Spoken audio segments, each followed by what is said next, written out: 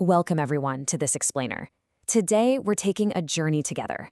We're going to transition away from that heavy, all too familiar feeling of analysis paralysis and step into the dynamic, high-impact world of decisive execution. Look, if you're navigating a fast-changing environment right now, dealing with constant pressure, or maybe just feeling like your team's wheels are spinning but you aren't really gaining traction, you are exactly in the right place. We're going to break down the actual mechanics of momentum in the modern workplace. So think about it for a second. What really separates the people who rocket ahead from those who just remain stuck? We tell ourselves these comforting stories, right? We say, well, they must have the highest intelligence or way more resources, or maybe just some raw, unteachable talent. But here's the reality check. Ideas are everywhere right now. Plans are incredibly abundant, and ambition is super common. The quiet, ultimate separator? It's execution speed. The professionals who move decisively and do it repeatedly create a momentum that competitors simply cannot match. We live in an era where knowing what to do is rarely the bottleneck anymore. Actually doing it is where the game is won or lost. And this leads us into a really tempting trap. On one hand, planning feels responsible. Research feels incredibly safe. We build these beautiful layered frameworks and massive spreadsheets because, honestly, the act of preparation just feels productive. But we've got to face a hard truth here. Excessive planning is very often just disguised procrastination. There's a profound difference between thoughtful preparation and straight-up avoidance. If your strategic plan keeps expanding, but your actual real-world action keeps shrinking, you're not building, you are buffering. Movement will always expose flaws faster than analysis ever will. You can't edit a blank page, and you sure can't optimize a plan that hasn't even made contact with reality yet. Let's dive right into Insight 1. Execution is the multiplier. Think of a brand new idea like a spark. When that idea first hits you, it feels incredibly powerful. It generates excitement, possibility, energy.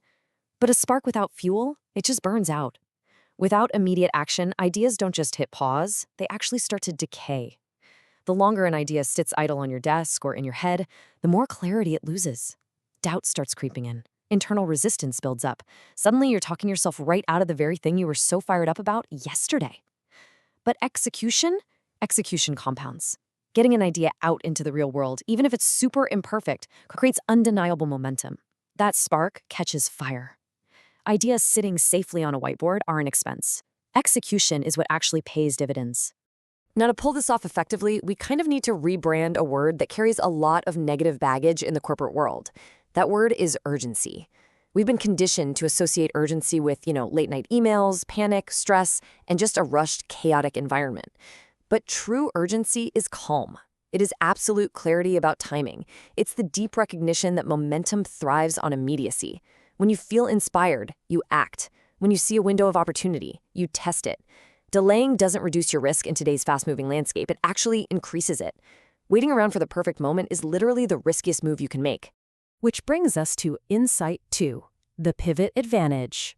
Speed isn't recklessness. Actually, it's responsiveness. The fastest movers in any industry don't always get it right on the very first try. In fact, most of the time, they don't. But their massive strategic advantage is that they get it right sooner. It's a simple 3-step process. Step 1, you test early. Step 2, you gather real-world feedback. And Step 3, you pivot intelligently. Slow execution almost always leads to outdated plans. By the time cautious, slow-moving teams finally launch their pristine, perfect project, the whole environment has already shifted. The market has adapted. By testing early and pivoting, you are evolving right alongside the change, instead of constantly trying to catch up from behind. Because here's the thing, perfection slows your velocity. If you're holding out for a flawless beginning, you are severely delaying your exponential growth. Launch version 1. It might be a little rough around the edges, sure, but it is out there. It's gathering data. Then, use that real-world feedback to improve in version 2. Finally, refine it in version 3. Perfection belongs in the iteration phase, not the initiation phase. Don't stall your progress just because you're adjusting color palettes or tweaking minor sentences on a draft that literally no one has seen yet. Launch it, learn from it, and let the market tell you exactly what needs fixing. So how do we make this a habit? Let's talk about building your speed identity. I want to take a direct coaching moment with you right now.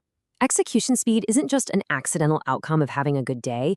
It is absolutely identity-driven.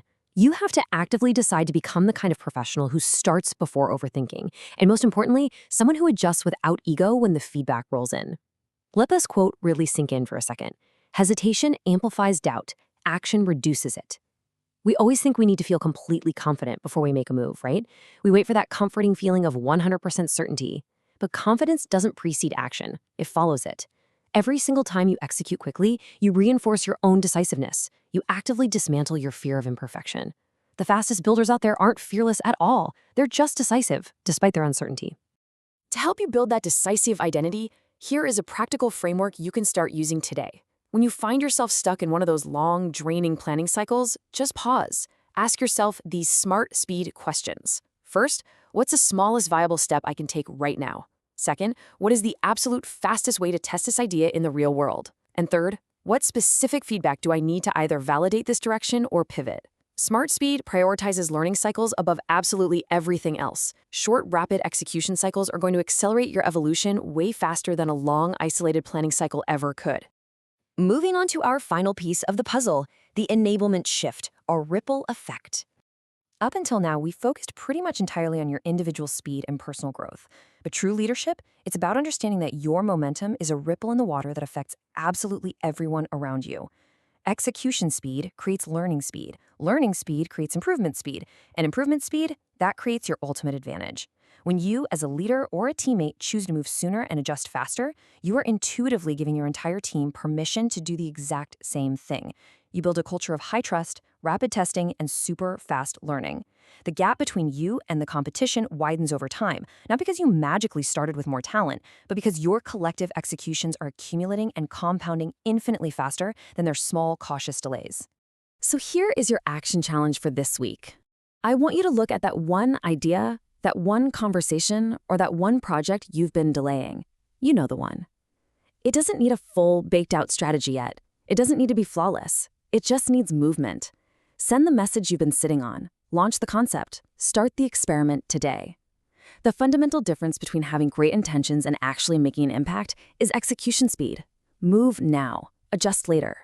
Ultimately, the professionals who act with intelligent urgency don't just move faster. They grow faster, and they elevate their entire environment along the way.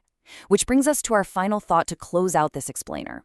Growth isn't just how far you go. It's how many you take with you. So who are you enabling today? Take that thought with you, take decisive action, and I'll see you in the next explainer.